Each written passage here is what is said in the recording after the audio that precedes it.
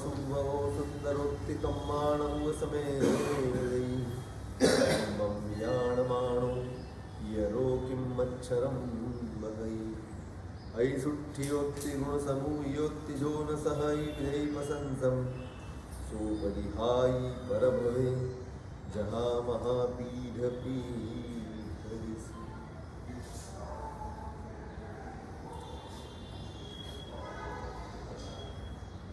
अनेक भवोना पुरुषार्थ પછી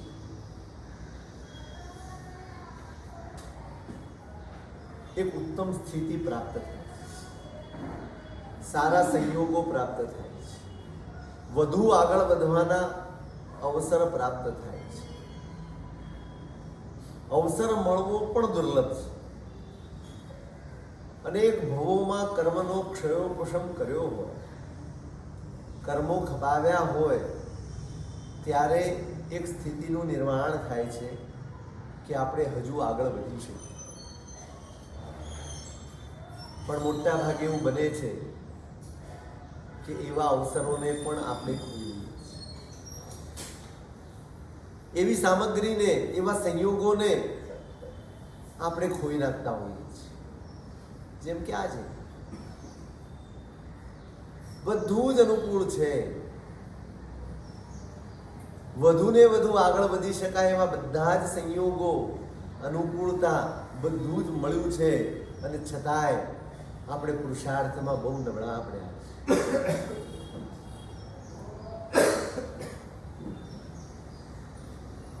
હજી લક્ષ્ય, વારંવાર કહ્યું છે, લક્ષ્ય બંધાયું નથી ને ત્યાં સુધી આપણી આ સ્થિતિ, વારંવાર આવી સ્થિતિમાંથી પસાર થઈશું ને તો એ બદલાશે. અહીંયા પ્રશ્ન એ જ કર્યો છે કે આટલો બધો ક્ષયોપશમ મેળવ્યો હોય કર્મનો, અને ઠેઠ ચારિત્ર જીવન સુધી પહોંચી ગયા. અહીંયા ભલે ચારિત્રની વાત છે, પણ આપણે બધાએ સમજવાનું, ભૂમિકા ભેદે આપણે બહુ સારી સ્થિતિમાં અને સારા સ્થાનમાં આવ્યા છીએ, એમાં કોઈ પ્રશ્ન નથી.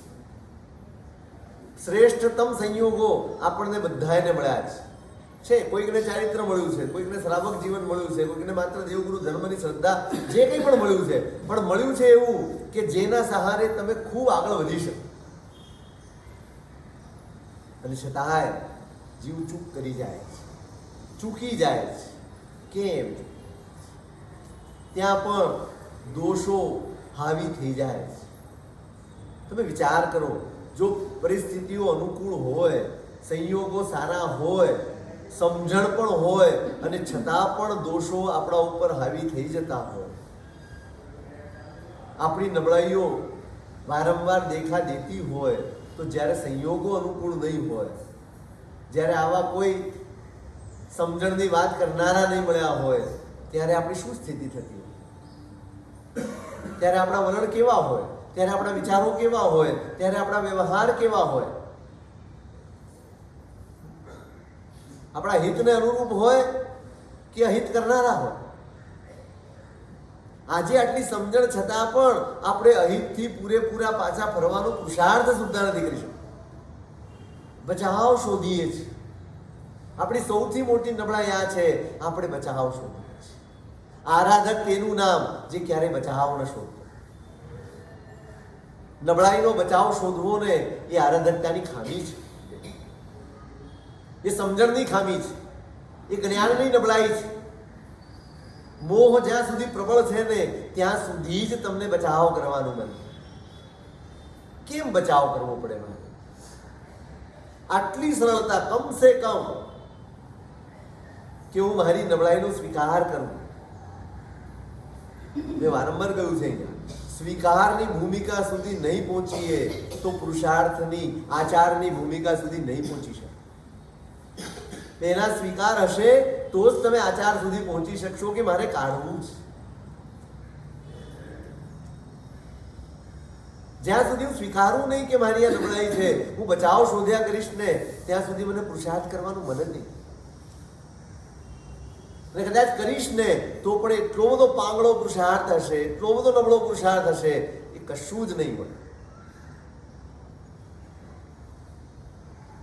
આરાધક આરાધક થવું પણ બહુ મોટી વસ્તુ. કરવું એટલે આરાધના નથી. માત્ર હું કરું છું એટલે આરાધક છું નહીં. આરાધકની મનોભૂમિકા તપાસાય છે, શારીરિક ભૂમિકા નહીં. શરીરની ભૂમિકાએ ઘણો ધર્મ થતો હોય અને મનની ભૂમિકાએ દંભ થતો હોય, પ્રપંચ હોય, માયા હોય, કપટ હોય, દોષો હોય, એ આરાધક. આરાધક એ ભાવનું નામ છે, ક્રિયાનું નહીં. આરાધના એ ક્રિયા છે, પણ આરાધક એ ભાવ. આપણે સ્વયં સાચવી લઈએ. આપણે ઘણી વાર મેં કહ્યું છે, ઘણી વાર આપણે આરાધના એટલે ક્રિયા સાચવી લઈએ છીએ, આરાધક ભાવ સાચવી શકતા નથી. આરાધક ભાવ સચવાય નહીં, પરિણામ સચવાય નહીં, જળવાય નહીં, તો બહારની કોઈ ક્રિયા એ લાભ નથી આપતી. વારંવાર મહાપુરુષો આ વસ્તુને પુકારીને કહે છે કે તમારે જો કોઈની માવજત કરવાની હોય વિશેષે, તો તમારા આરાધક ભાવની માવજત જાઓ નહીં.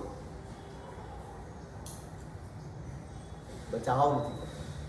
સ્વીકાર તો કરવો જ છે કે હા, હું દૂર નથી કરી શકતો, કારણો નથી ધરવાના. કર્મ સત્તા છે ને બહાના નથી, નિમિત્તોને જોતી જ નથી. મારી પ્રવૃત્તિને જુએ છે કર્મ સત્તા. મેં કયા નિમિત્તે, કયા સંયોગોમાં શું કર્યું છે. કર્મ સત્તા તો મેં જે આચરણ કર્યું છે ને એની નોંધ રાખે છે. મેં કયા નિમિત્તે આચરણ કર્યું છે એની નોંધ કર્મ સત્તા નથી. આપણે શેની નોંધ રાખી? આપણા આચરણની કે આપણા નિમિત્તોની? મેં શા માટે આ કર્યું એ કારણો પહેલા ધરો કે મેં કર્યું હતું એ ખોટું છે એમ સ્વીકારો પહેલા. આપણે દરેક બાબતમાં કારણ આગળ ધરીએ છીએ. એણે આમ કર્યું, એણે તેમ કર્યું, ફલાણે આમ થયું, એનું આમ થયું, માટે મેં આમ. સતત ને સતત પોતાને નિર્દોષ સાબિત કરવાની મથામણ, મહેનત આપણે કરતા રહીએ, ચૂકી જઈએ. મળેલા કિંમતી અવસરને આપણે ચૂકી રહ્યા છીએ. તમે કોઈ પણ ભૂમિકાએ હો, સાવધાન. અહીંયા સવાલ એ જ આવ્યો, કર્મનો ક્ષયોપશમ મેળવીને ઠેઠ ચારિત્ર જીવન સુધી પહોંચી જાય, ધર્મની સ્થિતિ સુધી પહોંચી જાય, ધર્મ કરવાના બધા જ અનુકૂળ સંયોગો સુધી પહોંચી જાય, અને છતાંય જીવ ચૂકી જાય. કેમ એવું થતું હશે?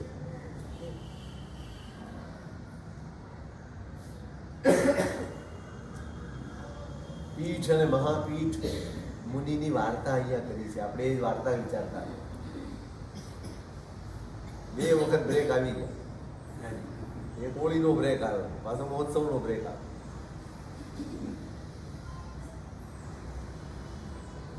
પેલા મુનિરાજને કોઢ થયો છે અને એનો ઈલાજ પેલા 4 મિત્રો અને વૈદ્ય એ મળીને કરે છે.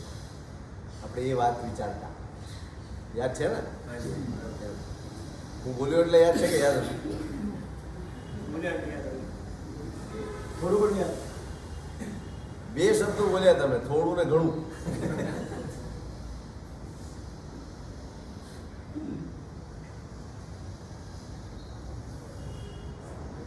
મુનિરાજનો ઈલાજ કર્યો છે, એવા ઉત્કટ ભાવે ઈલાજ કર્યો છે. બસ જીવતરને ધન્ય માની લઈએ એટલો બધો આહ્લાદ એ લોકોને થયો છે. રત્ન કંબલ મફતમાં મળ્યું છે. પેલા વેપારીએ હવે હવે હવે ધન કમાવાની ઉંમર પૂરી થઈ ગઈ, હવે ધર્મ કમાવો છે. એ ભાવથી એને અર્પણ કર્યું. હવે એનું શું કરવાનું? એને વેચી નાખ્યા. એના પૈસા આવે, એનાથી જીનાલે બંધા. અને બધે એમ કહ્યું કે આ રત્ન કંબલ વેચનારા વેપારીના દ્રવ્યમાંથી જીનાલે બંધા. કોઈ જાણતું નથી. જો હું મારા નામે કરી લઉં તો કોઈ પૂછનારે નથી, મારી વાવા થઈ જાય. પણ નહીં, આ જ વીરુતા છે, આ જ સાવધાની છે, આ જ આરાધકતા છે.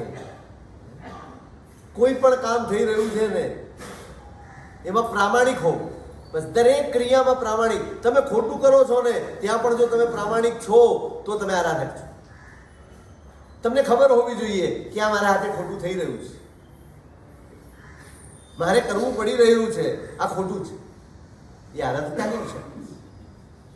ખોટું કરે જ નહીં આરાધક, ના, ખોટું કરી જ ન શકાય, થાય જ નહીં ત્યાં સુધી પહોંચવાની ભૂમિકાનો પુરુષાર્થ એ આરાધકતા. ખોટું ન જ કરે ના બને. સંસારમાં છીએ, શરીર લઈને બેઠા છીએ, સંયોગો લઈને બેઠા છીએ, કંઈક ને કંઈક થવાનું જ, કંઈક ને કંઈક કરવું પડવાનું જ. પણ કરતી વખતે હું સભાન હોઉં, હું જાગૃત હોઉં, અપોસી હોય બંધો. ઓછામાં ઓછા કર્મ બંધ કરે થાય. ઓછામાં ઓછા પ્રવૃત્તિ કંઈ પણ ચાલતી હોય અને છતાંય કર્મબંધ ઓછા થાય ને એ સ્થિતિનું નામ છે આરાધક. સાવધાન હોય કે હું મારા નામે ચડાવી શકું એમ છું, આ મારું છે જ નહીં.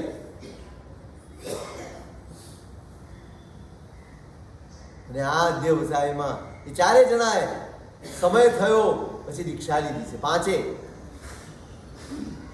અને ત્યાંથી મહાવિદેહમાં ઉત્પન્ન થયા છે. વજ્રસેન રાજા તીર્થંકરનો જીવ છે અને એમના ઘરે આ પાંચેય જણા ઉત્પન્ન થયા છે. વૈદ્યનો જીવ વજ્રનાભ બન્યા છે, એ ચક્રવર્તી બન્યા છે. અને બાકીના ચારે પણ બાહુ, સુબાહુ, પીઠ અને મહાપીઠ એ રાજકુમાર.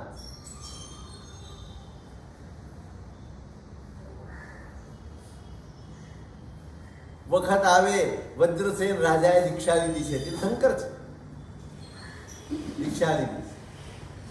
ક્યાં અવતાર મળ્યો છે? તીર્થંકર ના ઘરે, તીર્થંકર ના કુળમાં અવતાર મળ્યો છે. એ જીવ પણ કેવા હોય? તીર્થંકર પિતા તરીકે મળ્યા. રાજ્ય વજ્રનાભને સોંપ્યું છે, ચારે ભાઈઓને પણ સોંપ્યું છે અને પોતે સંયમ લઈને વિચરી રહ્યા છે.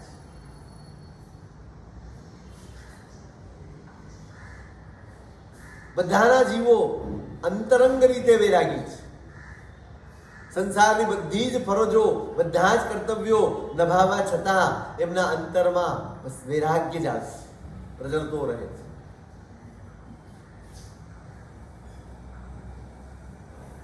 વજ્રસેન રાજર્ષિને કેવળ જ્ઞાન થયું છે, તીર્થંકર, અને વજ્રનાભને ચક્રરત્ન ઉત્પન્ન થયું. એ પણ વખત આવે એમને પણ બધા પાંચે પાંચ ભાઈઓ સંયમ અંગીકાર કર્યો છે. તીર્થંકરના સાનિધ્યમાં સંયમ મળ્યું છે, તીર્થંકરની નિશ્રામાં સંયમ મળ્યું છે, એમની નિશ્રામાં આરાધના સાધના કરવાનો અવસર મળ્યો છે. બધા આરાધક છે, દરેકે પોતાના લક્ષ્યને નક્કી કરી રાખ્યું છે. મારે શું કરવું છે, મારે કયા ક્ષેત્રમાં પુરુષાર્થ કરવાનો છે. બાહુમુનિએ નક્કી કર્યું છે મારે વેયાવચ્ચ કરવી છે. ભણ્યા છે બધા, ગીતાર્થ થયા છે. 500 સાધુઓનો સમુદાય છે વજ્રબાહુનો. અને બાહુમુનિ બધાની ગોચરી, પાણી, ઔષધ, આ તે એ બધાની વ્યાવત થાક્યા વગર અખંડપણે દરેક સાધુની જેને જરૂર પડે મને લાભ આપો, મને લાભ આપો.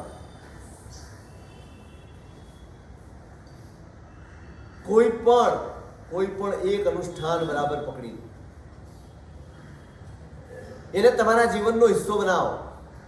એમાં મન વચન કાયાથી પરોવાઓ.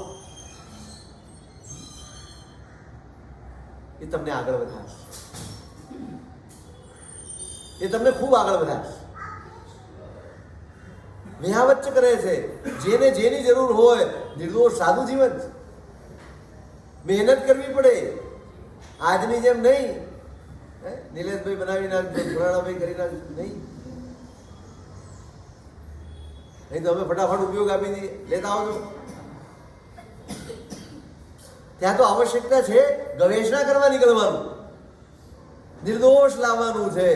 એમને લાવનારને પણ દોષ નહીં અને જેને સેવન કરવાનું છે ને એને પણ દોષ ન લાગવો જોઈએ. એ પણ ચારિત્ર જીવનની આરાધના કરે છે. હું ગમે ત્યાંથી ગપલો મારીને ગમે તે ખોટું કરીને લઈ આવું, દોષ એમને પણ લાગે. સાવધાની છે. વ્યાવચ્ચ કરવી છે પણ નિર્દોષ કરવી છે. ચારિત્રમાં ક્યાંય વિરાધના ન થઈ જાય. અને જે નિષ્ઠાપૂર્વક આજ્ઞાને વળગી રહે છે ને એના ક્ષયોપશમ, એને લબ્ધિઓ પ્રગટ થાય. કેટલાય મહાપુરુષોના દાખલા છે. ક્યાંય કશો ઉપયોગ ન આપ્યો હોય, કેટલીય લાંબી લાંબી આરાધનાઓ ને તપશ્ચર્યાઓ ચાલતી હોય, આહાર બોરવા નીકળે ને એટલે શ્રેષ્ઠ દ્રવ્ય જ મળે, લબ્ધિ જ. હવે અષ્ટાબંધ પર્વત ઉપર પેલા 1500 તાપસોને પ્રતિબોધ કર્યા અને પાણું કરાવવાનું હતું. ત્યાં કોણ ખીર કાકો મારો કાકો ખીર બનાવવાનો હતો? ગૌતમ સ્વામી ખીર લઈ આવ્યા. મળે જેની નિષ્ઠા આજ્ઞા સાથે જોડાયેલી છે ને એના પુણ્ય, એના ક્ષયોપશમ, એની લબ્ધિઓ બહુ વિકસે છે. બસ ધીરજ જોઈએ, શ્રદ્ધા જોઈએ, નિષ્ઠા જોઈએ, સમર્પણ જોઈએ.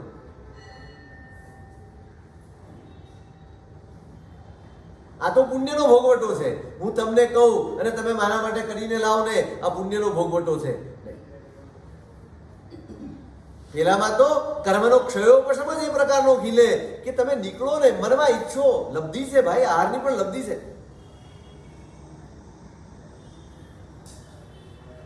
અને એટલે સાધુ આહાર ઓરવા નીકળે ને એટલે ગૌતમ સ્વામીનું નામ લઈને નીકળવાનું. યસ્યા વિધાનમ મુનયોપી સર્વે ગૃહ્ણન્તિ ભિક્ષા ભ્રમણસ્ય કાલે મિષ્ટાન્નમાનંબર પૂર્ણકામઃ સગૌતમો યચ્છતુ વાંછિતમ મે.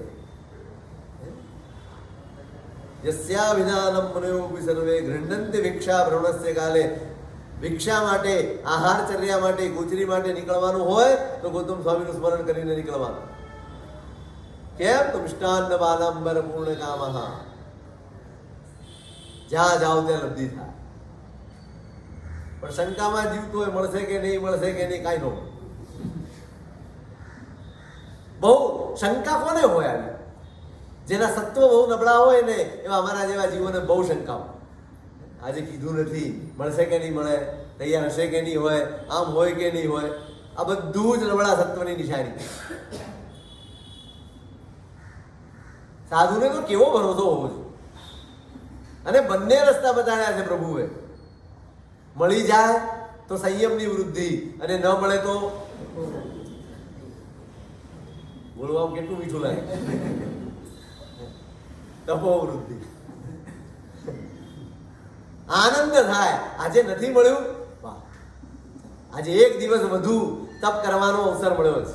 પોતાની જાતને ચકાસવાનો અવસર મળ્યો છે. મારા મનની અંદર ઉતરીને મારા વિચારોને ઢંઢોળવાનો અવસર મળ્યો છે. શું આવ્યું અંદર મનમાં? નથી મળ્યું, અનુકૂળ નથી મળ્યું, બરાબર નથી મળ્યું, પ્રમાણસર નથી મળ્યું. આ કાંઈ નથી મળ્યું ને તો અંદર ઉતરીને પોતાની જાતની તપાસ કરવાનું મન થાય. જોઈએ તો ખરા કેવા વિકલ્પો આવે છે. પછી સાવધાન થાય. ઓહો, હજી મારા મનમાં એમ છે. નથી મળ્યાનો ખેદ થાય છે, નથી મળ્યાનું દુઃખ થાય છે, શ્રાવકોને દોષ દેવાનું મન થાય છે. આટલી સમજણ નથી પડતી, આટલો ઉપયોગ નથી રાખતા, ખબર છે છતાંય કહેવું પડે અમારે.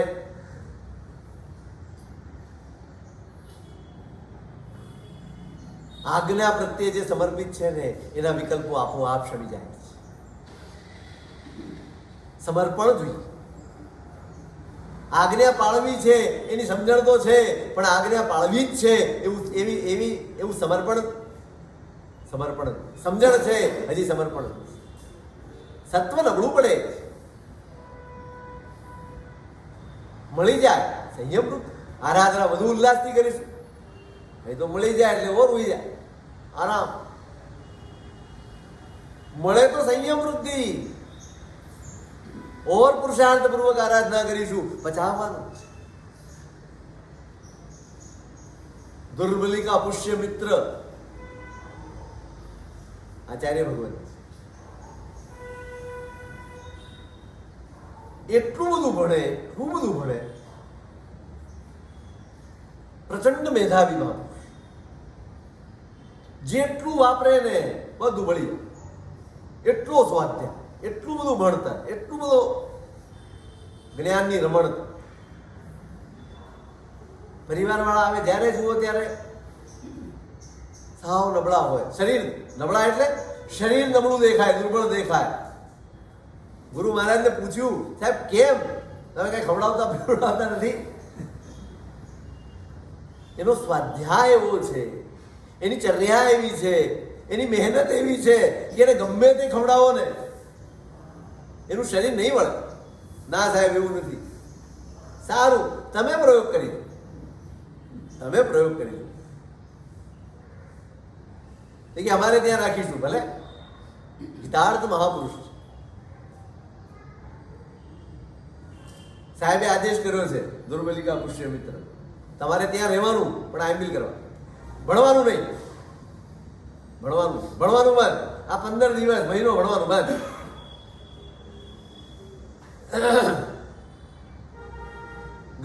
એમને પણ કહ્યું તમારે આઈમ્બિલનું દોરાવવાનું, પછી તમે જોઈ લેજો. ઘરે લઈ ગયા એટલે ત્યાં નજીક ત્યાં રાખી આઈમ્બિલ કરે છે. ભણવાનું ગણવાનું બધી બધી પ્રવૃત્તિ બંધ થઈ ગઈ. આઈમ્બિલનું વાપરીને પણ શરીર ભણવા માંડ્યું, શરીર સારું થવા માંડ્યું. આઈમ્બિલનું ખાય છે ને શરીર બને છે ત્યાં નથી બનતું. પરિવારવાળાને પણ પ્રશ્ન થયો. પછી આચાર્ય મહારાજે કીધું હવે 15 દિવસ પછી અહીં આવો, આથી આઈમ્બિલ નહીં ભણવાનું ચાલુ. આજથી આઈમ્બિલ નહીં ભણવાનું ચાલુ. બધું જ તમારે જ બોલાવવાનું, તમારે જ બોલાવવાનું. તમારી જે ઈચ્છા હોય એવું ખવડાવો. લાવ્યા ગરિષ્ઠ પદાર્થો લાવે, ખવડાવવાનું પીવડાવવાનું. જે એમ લાગે કે આ ખાવાથી શક્તિ આવશે, શરીર વળશે એવું લાવીને હોરાવે. અને સ્વાધ્યાય ગુરુ ભગવાન એટલો બધો સ્વાધ્યાય કરે, 1 મહિના સુધી મથામણ કરી પાછા હતા એવા થાય. શેની મહેનત? એક કણ બાળી નાખે. આહાર સૌથી ખતરનાક બાબત છે. સૌથી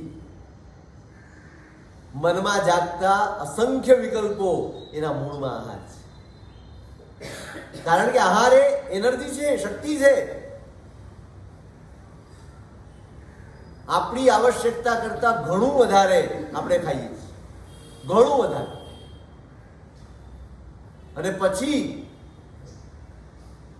જો એ એનર્જી, એ શક્તિ, એનો ઉપયોગ ન થાય ને પૂરેપૂરો, તો પછી એ મનમાં વિકૃતિ પેદા કરે. એ મનમાં અસંખ્ય વિકલ્પો જગાડે છે. એટલે એમને નથી કહેવાતું અન્ન તેવું મન, આહાર તેવો ઓડકાર. આ એમને નથી કહેવાતું. એટલું જ ખવાવું જોઈએ કે સાંજ સુધીમાં બધું જ પૂરું થઈ જાય. સાંજ સુધીમાં, નહીતર એ અનર્થ સુધી લઈ. આ એનર્જી છે, આ શક્તિ છે. એટલે આહાર મળી જાય સાધુને, ન મળી જાય હોરાન. એટલે નિર્દોષ ચર્યા માટે મહેનત કરે. એવી વેયાવત છે, એવી વેયાવત છે. તેમણે વેયાવચનો પકડી લીધું, બસ મારે વેયાવચ કરવી છે. સુબાહુ મુનિએ વિશ્રામણા પકડી લીધી. ત્યાં રહેલા બધા જ સાધુઓને કોઈકને શરીરમાં કળતર હોય, દુખાવો હોય, કોઈક માંદા હોય, કોઈક આ હોય, બસ એની સેવા કર્યા. કોઈકને શરીર દબાવવાનું હોય, કોઈકને કંઈક લગાડવાનું હોય, થાક્યા વગર અને કોઈ અપેક્ષા, કશી અપેક્ષા. બંને મુનિરાજ ખૂબ સેવા કરે. પીઠ અને મહાપીઠ ખૂબ ભણેલા છે. એમનું એક જ કામ છે, ભણવું અને ભણાવવું, ચિંતન કરવું, મનન કરવું, મંથન કરવું, પોતે ભણવું અને નિરંતર સાધુઓને ભણાવ્યા.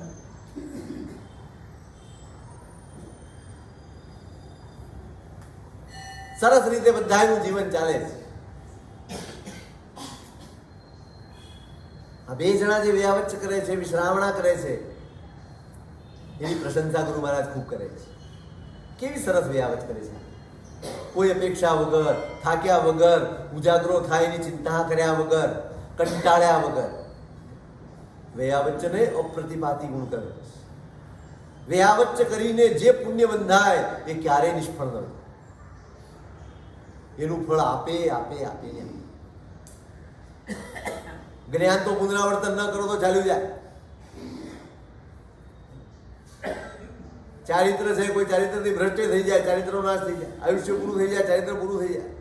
પણ વ્યાવચ્ચથી જે શુભ કર્મનો અનુબંધ થાય કે બંધ થાય એ ક્યારેય નિષ્ફળ ન, અપ્રતિપાતી ગુણ કરે છે.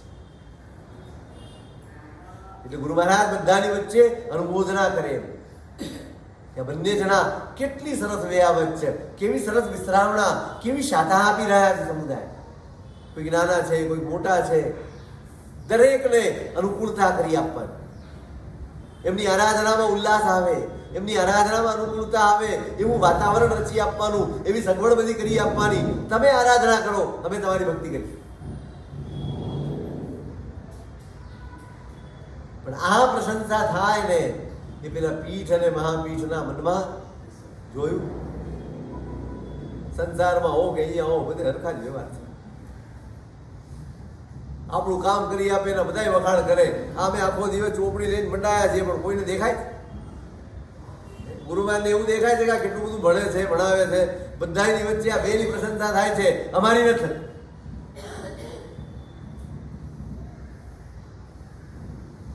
ભણેલા છે ને, જે સાવધ નથી ને એને જ્ઞાન ખપમાં આવતું.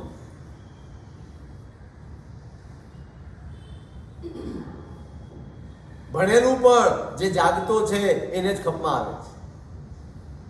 સાવધાન. અંદર અંદર એટલું બધું ભર્યું છે આપણી અંદર. ક્યારે કયો ગુણ, ક્યારે કઈ નબળાઈ દેખાઈ આવશે ને કલ્પના.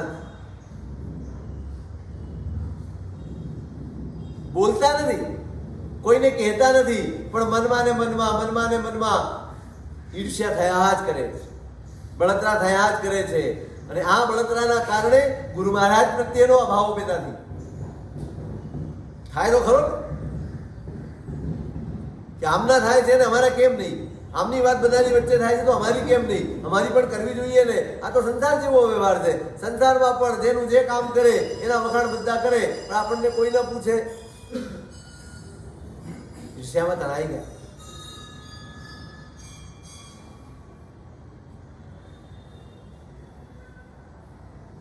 ચારિત્રમાં છો, ધર્મ આરાધી રહ્યા છો, ભણી રહ્યા છો. એક તરફ બહારથી કેવું લાગે કે આરાધના કરે છે, કર્મ ખપાવે છે, પણ અંદરની પરિસ્થિતિ એવી છે કર્મ બંધાયા કરે છે. બહારનું જોઈને મૂંઝાઈ નહીં જતા, બહારનું જોઈને મૂંઝાઈ નહીં જતા. કર્મ સત્તા અંદર જુએ છે, બહાર નહીં. રિઝલ્ટ અંદરથી મળે છે, બહારથી નહીં. જો બહારની પરિસ્થિતિથી પરિણામ મળતું હોત ને તો અભવ્યો પણ મોક્ષે ગયા હોત, અભવ્યો પણ પોતાનું કલ્યાણ સાધી શક્યા હોત. જો બહારની પરિસ્થિતિથી પરિણામ મળતું હોત તો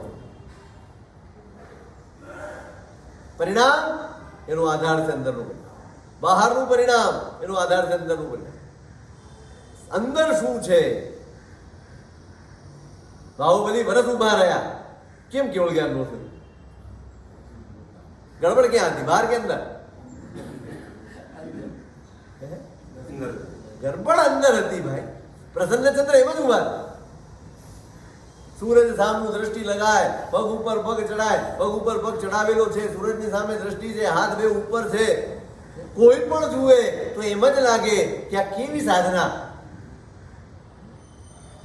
તોય સાતમી નરકના કર્મ બંધાઈ ગયા. ગડબડ ક્યાં? બહાર કે અંદર?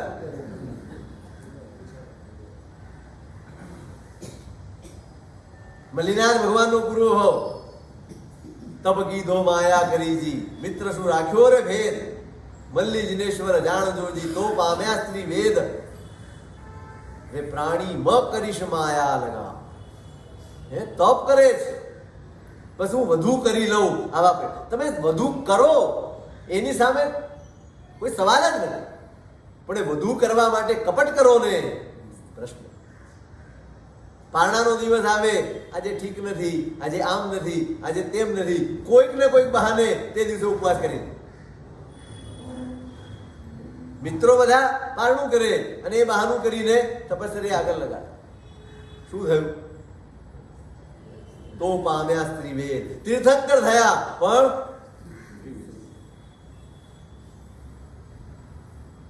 ગરબડ બહાર નથી હોતી, અંદર હોય છે. અને એટલે જ ધર્મનો સંબંધ જ્ઞાનીઓ વારંવાર કહે છે, ધર્મશ્ચિત્ત પ્રભવો. હરિભદ્ર સુરી મહારાજનું વચન છે, ચિત્તની પરિસ્થિતિ એ જ ધર્મનું મૂલ્યાંકન થઈ શકે એનાથી જ. એ જ ધર્મની પરીક્ષા છે. તમારી ચિત્તની સ્થિતિ એ જ તમારા ધર્મનું પરીક્ષા. બહારથી તો કંઈ પણ કોઈને પણ છેતરી શકાય. બહારથી રાજગુરીમાં પેલી વેશ્યા આવી હતી ને, અભયકુમારને પણ છેતરી ગઈ. અભયકુમાર જેવો બુદ્ધિશાળી મંત્રી, 500 મંત્રીઓનો ઉપરી હતો અભયકુમાર, એટલો બધો મેધાવી, પણ એવી દેરાસરમાં પૂજા ભક્તિ એવી કરી કે એમ થયું ઓહો કેવા સાધર્મિક છે. એને બી છે. બહારની ચર્યાથી તો કોઈને છેતરી શકાય, અંદરથી બહાર બધું જ ચાલે છે, ભણવાનું ભણાવવાનું આરાધના બધું જ ચાલે છે, પણ અંદર એક ઈર્ષ્યાનો કીડો ઊભો થઈ ગયો, અંદર એક વિકલ્પ આવી ગયો, એને કર્મ બંધાય. માયા સૂજી, ઈર્ષ્યા સૂજી, કર્મ બંધન.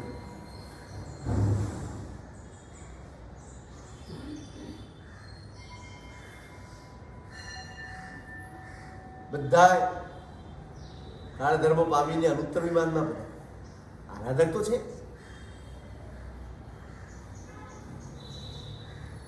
અને પછી વજ્રનામ જે ચક્રવર્તી હતા એ કોણ બન્યા ખબર છે? ભગવાન આદિનાથનો જીવ છે. ભગવાન આદિનાથનો જીવ છે. બાહુ વેયાવચ્ચ કરીને ચક્રવર્તી તરીકેનું પુણ્ય ઉપાર્જન કર્યું, ભરત બન્યા. સુબાહુ મુનિ સાધુઓની વિશ્રામણા કરી કરી કરી કરીને બાહુબળનું પુણ્ય મેળવ્યું, બાહુબલી બન્યા. અને પીઠ અને મહાપીઠ આ ઈર્ષ્યા કરી, આલોચના ન કરી. આ શાસન બહુ ઉદાર છે. ભગવાનની દ્રષ્ટિ બહુ ઉદાર છે, બહુ સમજવા જેવું છે. તમારામાં દોષ છે તો સ્વીકારે છે. ભગવાનને ખબર છે હું એવો જ હતો, એમાંથી જ આ કક્ષાએ પહોંચ્યા. દરેક જીવને આ સ્થિતિઓમાંથી પસાર થવું પડે. ચડતા પડતા ચડતા પડતા પડતા આખડતા આગળ વધવાનું હોય. દોષો છે આપણી, સેવાય પણ જાય, પણ મહત્વપૂર્ણ એ છે મને મારા દોષોની જાણ હોવી જોઈએ. મેં હમણાં કહ્યું દોષો પ્રત્યે તમે સાવધાન હોવા જોઈએ. હું દોષ સેવું છું એની મને સભાનતા હોવી જોઈએ. જો હું બચાવ કરીશ ને તો એને દૂર નહીં કરી શકું, એમાંથી હું મારી જાતને છૂટી નહીં કરી શકું, હું મુક્ત નહીં થઈ શકું. દોષો સેવ્યા છે કોઈ વાંધો, ગમે તેવા દોષો સેવાયા હોય શાસન સ્વીકારે છે. ગમે તેવા અપરાધનું સેવન જીવનમાં થઈ ગયું હોય શાસન કોઈનો નિષેધ કરતું નથી, કોઈનો નહીં. ગમે તેવી પરિસ્થિતિને ગમે તેવા અપરાધ કરીને આવેલા જીવોને પણ આ શાસને સ્વીકાર્યા, કોઈનો તિરસ્કાર નથી કર્યો. હા, બસ શરત એટલી છે તમે શુદ્ધિના સંકલ્પ સાથે આવો. શાસન જેવા છો તેવા તમને સ્વીકારવા તૈયાર. સંકલ્પ શુદ્ધિનો હોવો જોઈએ. પછી દોષ ભલે સેવાય છે, કર્મ છે. ક્યારેક કર્મ હાવી હોય, ક્યારેક પુરુષાર્થ હાવી હોય, ક્યારેક કર્મ બળવાન હોય, ક્યારેક આત્મા બળવાન હોય. બને કર્મ બળવાન હોય દોષ સેવાઈ જાય, પણ જે ક્ષણે આત્મા બળવાન થાય ને તે ક્ષણે દોષનું પ્રાયશ્ચિત્ત થઈ જાય.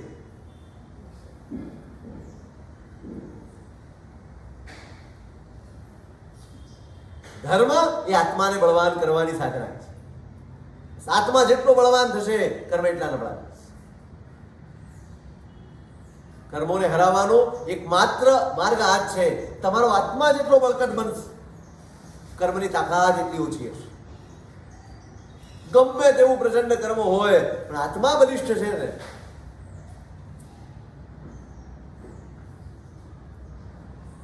દોષ સેવાયા છે, ચોક્કસ સેવા તો કરવાનું શું છે? પ્રાયશ્ચિત્ત. આરાધકતા અહીંયા છે. બચાવ તમને વિરાધક બનાવે છે અને પ્રાયશ્ચિત્ત તમને આરાધક બનાવે. કોઈ આશ્ચર્ય નથી. જ્ઞાનીઓ ક્યારે આપણા દોષ પ્રત્યે આશ્ચર્ય વ્યક્ત કરતા નથી. તું આવું કરે, તારાથી આવું વિચારાય, તારાથી આવું કૃત્ય થાય નહીં. જ્ઞાનીઓ આશ્ચર્ય વ્યક્ત નથી કરતા. ખબર છે એમને સવ્વે જીવા કર્મવશ.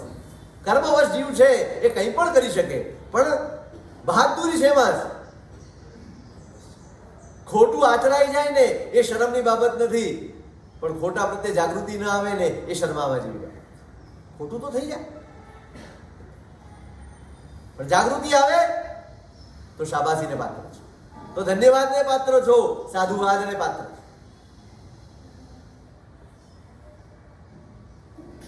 કેવા કેવા અપરાધો સેવ્યા છે જીવોએ અને પ્રાયશ્ચિત્ત થયા છે, નિર્મળ બની ગયા છે.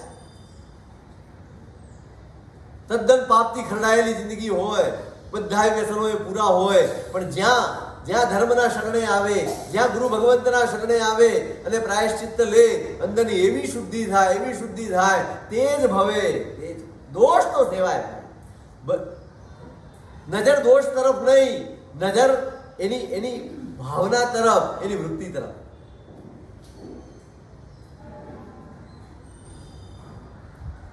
રથનેમી આપણે કલ્પસૂત્રમાં વાંચ્યું, ચરમ ભવમાં છે, છેલ્લો ભવ છે, મોક્ષે જવાનો આત્મા છે, અને છતાંય ચૂક થઈ ગઈ તોય થઈ જાય. ચૂક એ આશ્ચર્યજનક નથી. આશ્ચર્યજનક તો એ છે ચૂક્યા પછી જાગી જવું. આ દુનિયામાં આશ્ચર્ય આ છે, ચૂક્યો હોય અને છતાંય જાગી જાય અને પાછો ફરે ને, એ આશ્ચર્ય. ચૂક તો બધા આપણે કરીએ જ છીએ. કોઈને ખબર નથી ને એટલે આપણે સારા દેખાઈએ છીએ. બહુ સાચી વાત. કોઈને ખબર નથી ત્યાં સુધી જ આપણે સારા દેખાઈએ છીએ. બાકી આપણને દરેકને ખબર છે આપણે કહેવાય.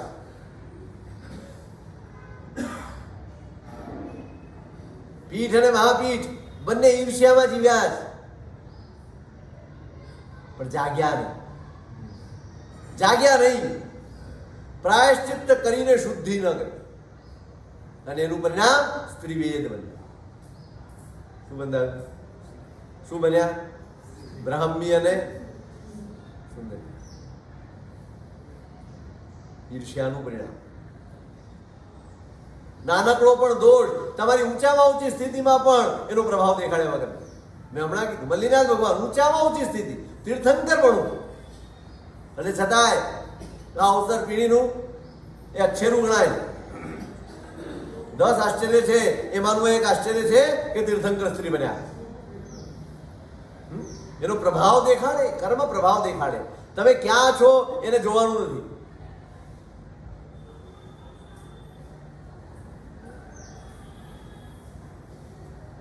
સો પરિહાઈ પર ભવે જહા મહાપીઢ પીઢ રીસ.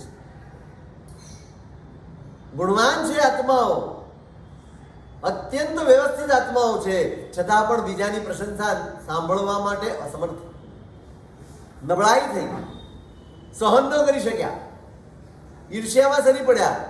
પરિણામ શું આવ્યું? સ્ત્રીવેદમાં. અહીંયા સાવધાન. આપણે જે ભૂમિકાએ આજે છીએ પૂર્વ ભાવની, આપણને ખબર નથી આપણે ક્યાં હતા, કેવી રીતે હતા, ક્યાં શું આરાધના થઈ છે, ક્યાં શું ક્ષયોપશમ પામ્યા છીએ, કશી ખબર નથી. પણ આજે જે સ્થિતિમાં છીએ એ આપણને સ્પષ્ટ સંકેત કરે છે કે ઘણું ઘણું ઘણું ઘણું કરીને આવ્યા. એ વગર આ સ્થિતિ ન મળે, એ વગર આ પરિસ્થિતિ ન મળે, આવી અનુકૂળતા, આવા સંયોગો, આવી સગવડ એ ન જ મળે, શક્ય જ નથી. હવે શું? આ બધા જ મહાપુરુષોની વાતો એ એમના વિશે વિચારવા માટે નથી, આપણી જાત માટે વિચારવા. એ તો કલ્યાણ સાધી ગયા. એક વાર ચૂક્યા છે તો બીજી વારમાં સાવધ થઈને પણ પોતાનું સાધી ગયા. આપણે એમના વિશે નથી વિચારવું કે એ લોકોએ આવું કેમ કર્યું. હું આ કરું છું, મારામાં આ બધા દોષો છે, હું આ બધું સેવું છું, મારામાં આ નબળાઈઓ છે. ચરિત્રો એટલા માટે છે કે હું મારા જીવન પ્રત્યે, મારા પરિણામો પ્રત્યે હું સાવધાન થઈ જાઉં. એટલા માટે ચરિત્રો વાંચવાના છે, એટલા માટે ચરિત્રોને મમણાવવાના છે, એટલા માટે ચરિત્રોને વિચારવાના છે અને વારંવાર એનું પરિશીલન કરવાનું. જીણ વયણ વિનિક ગય કહા એમ બોલંતુ મે દિયહા પ્રાર્થના છે વંદિતું સૂત્રમાં. કેવી રીતે દિવસ પસાર થાવ, કયા વિચારોમાં મારો દિવસ પસાર થવો જોઈએ, કયા વિકલ્પોમાં મારો દિવસ પસાર થવો જોઈએ. બહુ પ્રામાણિકપણે વિચારો કે આપણે જેટલા વિચારો કરીએ છીએ એમાં ઉપયોગી કેટલા. આખા દિવસમાં મગજમાં જેટલા વિચારો આવે છે એમાં ઉપયોગી કેટલા. બાકી બધા પછી કામ લાગશે. એમ અત્યારે સંગ્રહ કરો વિકલ્પોનો, પછી કામ લાગશે. હે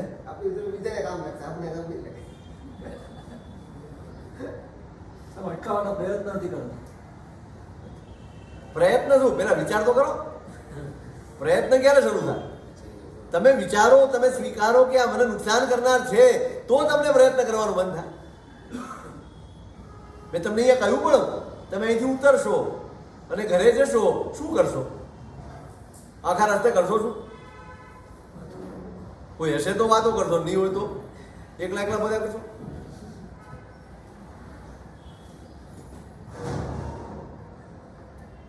સામાન્ય કેળવણીમાંથી પણ આપણે ગયા છે.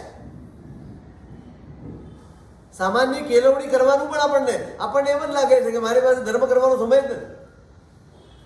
આ શું છે? આ શું છે? અહીંથી ઘરે જાઓ ત્યાં સુધી તમે કોઈક સારા મહાપુરુષના ચરિત્રનો, કોઈકના જીવનનો, કોઈકની ઘટનાનો આ સાંભળ્યું હોય એનો વિચાર કરો તો શું એ ધર્મ નથી? શું છે? એ પણ ધર્મ છે ભાઈ.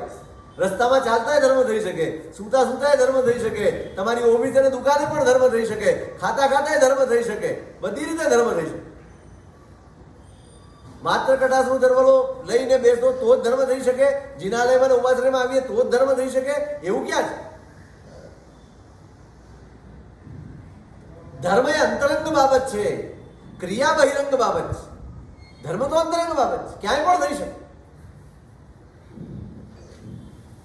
શ્વાસ ક્યાં લેવાય? જાગતા હો ત્યારે, ઊંઘતા હો ત્યારે? 24 સેકન્ડ. 24 સેકન્ડ. એવું છે ધર્મનું? કેળવણી કરો. શા માટે ફિઝૂલ વિચાર કરવા? આ વિચારો જ આપણને આર્ત ધ્યાન મળી ખેંચી જાય છે. આ વિચારો જ આપણને રૌદ્ર ધ્યાન મળી ખેંચી જાય છે. આ વિચારો જ આપણામાં દુર્વિકલ્પો પેદા કરે છે, વિકારને વાસનાઓ પેદા કરે છે, ક્રોધને કષાયો પેદા કરે છે, રાગને દ્વેષ પેદા કરે છે. કરે છે કોણ? આપણે જવાબદાર છીએ, બીજો કોઈ નહીં. વિચારતા વિચારતા વિચારતા એકાદ ઘટના એવી યાદ આવી જાય અને વળી પાછી એ સ્થિતિમાં આપણે પહોંચી જઈએ. વળી પાછો કશાય સવાર થઈ જાય, વળી પાછો દ્વેષ સવાર થઈ જાય. કાં તો રાગ ને કાં તો દ્વેષ, બેમાંથી એક પરિસ્થિતિ ચાલતી જ હોય અખંડપણે. શું થાય ટાઈમે? કર્મ જ બંધ થયા કરે. એટલે પ્રાર્થના કરી છે, જીન વયણ વિનિક ગય કહા એમ બોલંતુ મે દિયા ચિર સંચી બાવપણા સણી ભવ સહસ્ર વહણીએ. શું કરશે આ? પ્રભુના મુખમાંથી નીકળેલી આ વાણી, એમના મુખમાંથી પ્રગટેલા ચરિત્રો, એના પરિશીલનમાં મારો દિવસ પસાર થાવ. એ કરશે શું?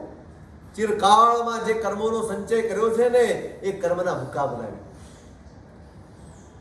દંડોળ છે. મારી જાત દંડોળાશ. મને જાગૃત કરનારા સાધનો છે આ, મને પ્રેરિત કરનારી વસ્તુઓ છે આ. એટલે વારંવાર કહું છું, વાંચો.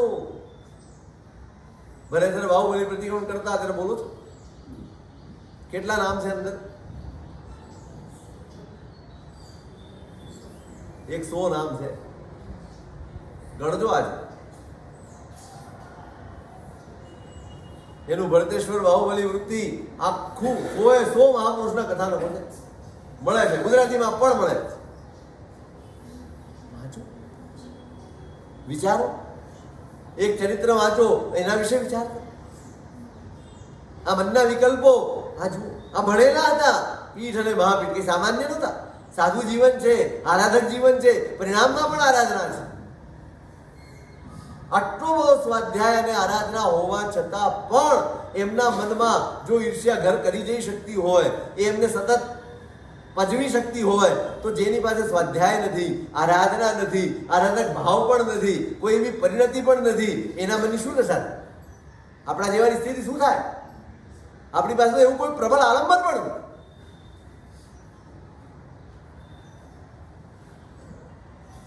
એવું કંઈ આપણે કરતા પણ નથી. 24 કલાક કર્મ બંધ કરીએ છીએ, 24 કલાક દુર્વિકલ્પોમાં જ રહીએ છીએ, અને એના પરિણામે આપણી સામાન્ય આરાધનાઓ જે થોડી ઘણી કરીએ છીએ ને, એ પણ નિર્મળ આરાધના નથી, એ પણ દૂષિત થઈ જાય. કેમ કે આપણે મનને ખરેખર શું કેવું, એને કચરાની ટોપલી કેવી, ડસ્ટબિન કેવું, શું કેવું, કેવું બનાવી દીધું છે આપણે આપણા મને. જ્યારે ડસ્ટબિન હોય, જે હોય બધા જ વિચારો અંદર આવી શકે, આપણે એનો સ્વીકાર કરીએ, એના વિશે વિચાર કરીએ, આપણું અહિત ને અહિત, અહિત ને અહિત કરતા જ રહીએ, કરતા જ રહીએ, કરતા જ રહીએ. આપણો નાનકડો ધર્મ પણ નિર્મળ નથી થતો, ઉજળો નથી થતો, શુદ્ધ નથી થતો, અશુદ્ધ થાય છે. એમાં બહારના નિમિત્તો કારણ નથી, મારી આ અસાવધતા કારણ, મારો પ્રમાદ કારણ. મારી જાત પ્રત્યે હું બહુ જ પ્રમાદી છું. બીજે બધે શરીરને નુકસાન ન પહોંચે એની સાવધાની ખૂબ છે, પણ આત્માને નુકસાન ન પહોંચે એની સાવધાની 1% પણ.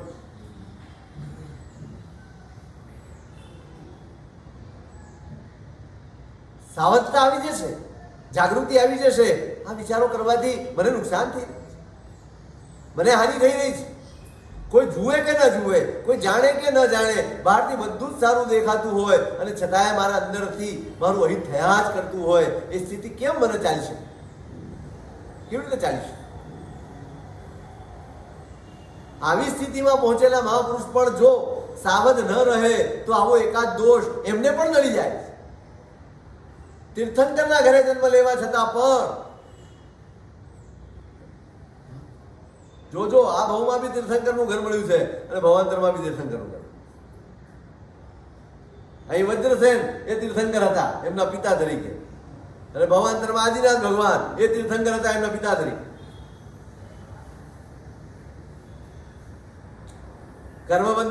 કર્મમાં કોઈ બાંધછોડ નથી. તમે કોના ઘરમાં જન્મ્યા છો એ પ્રમાણે કર્મ બંધાય નહીં.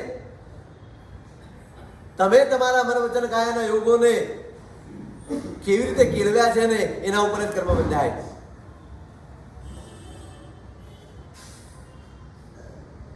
અહીંયા જવાબ આપ્યો છે. કેમ થઈ જાય છે આવું?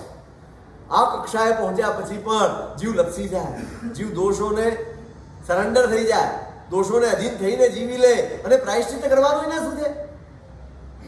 આટલું બધું ભણેલા હોય, આટલું સમજેલા હોય, અને છતાં ઈર્ષ્યાને ન કાઢી શકાય. શું કારણ? અવિવેકતા. પોતાના હિત અને અહિત બંને એનો વિવેક ન કરી શકે ને એ જ દોષોના સેવનમાં આગળ વધી શકે. હું મારા હિત અને અહિતથી ચૂકવું તો જ દોષોનું સેવન. ઈર્ષ્યા કેમ સવાર થઈ ગઈ? ઈર્ષ્યા કેમ છોડી ન શકાય? કેમ છેવટ સુધી પ્રાયશ્ચિત્ત ન સૂજ્યું? અવિવેક આવી ગયું. બહુ અઘરું છે. દોષોમાંથી મુક્ત થવું બહુ અઘરું છે. પોતાને બદલવું ને એ જ બહુ. બહારનું બધું જ બદલી શકાય છે, પણ અંદર બદલવા માટે જે પુરુષાર્થ જોઈએ એ એટલો બધો પ્રચંડ પુરુષાર્થ જોઈએ, એ સામાન્ય પુરુષાર્થથી થાય એવું.